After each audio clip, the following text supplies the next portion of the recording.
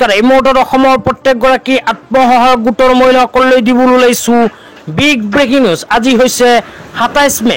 আজি আত্মসহায়ক গোটৰ মহিলাসকলৰ বাবে এখন গুৰুত্বপূৰ্ণ খবৰ লৈ আহিছো। যিসকল আত্মসহায়ক গোটৰ মহিলাসকলে মুখ্যমন্ত্ৰী মহিলা উদ্যমিতা অভিযান আঁচনিৰ ফৰ্ম ফিল-আপ কৰি জমা কৰিছে, সেইসকল আত্মসহায়ক গোটৰ মহিলাই ভিডিঅ'টোত ক্লিক কৰিছে যদি অনুগ্ৰহ কৰি ভিডিঅ'টো স্কিপ নকৰি প্ৰথমৰ পৰা শেষলৈ চাই থাকিব, কিয়নো আত্মসহায়ক গোটৰ মহিলাসকলৰ ভিতৰত এইবোৰ আত্মসহায়ক গোটৰ মহিলাসকলে কিন্তু ১০,০০০কৈ টকা নাপাব।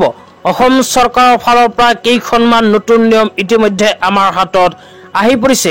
কি নতুন নিয়ম আহি পৰিছে এতিয়া আপোনালোকক বিস্তাৰিত জনাইছো, অনুগ্ৰহ কৰি ভিডিঅ'টো স্কিপ নকৰি চাই থাকিব।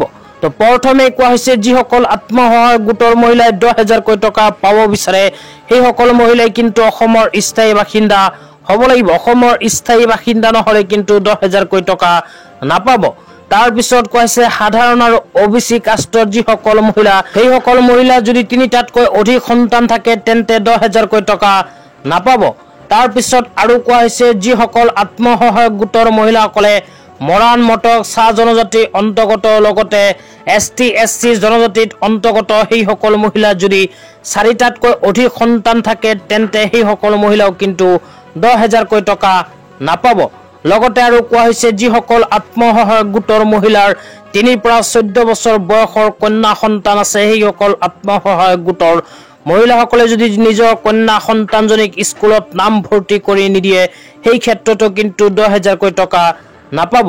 লগতে প্ৰতিগৰাকী আত্মসহায়ক গোটৰ মহিলাসকলৰ কিন্তু নিজা এখনকৈ ব্যৱসায়িক পৰিকল্পনা থাকিব লাগিব। ব্যৱসায়িক পৰিকল্পনা নথকা আত্মসহায়ক গোটৰ মহিলা কিন্তু ১০,০০০কৈ টকা নাপাব।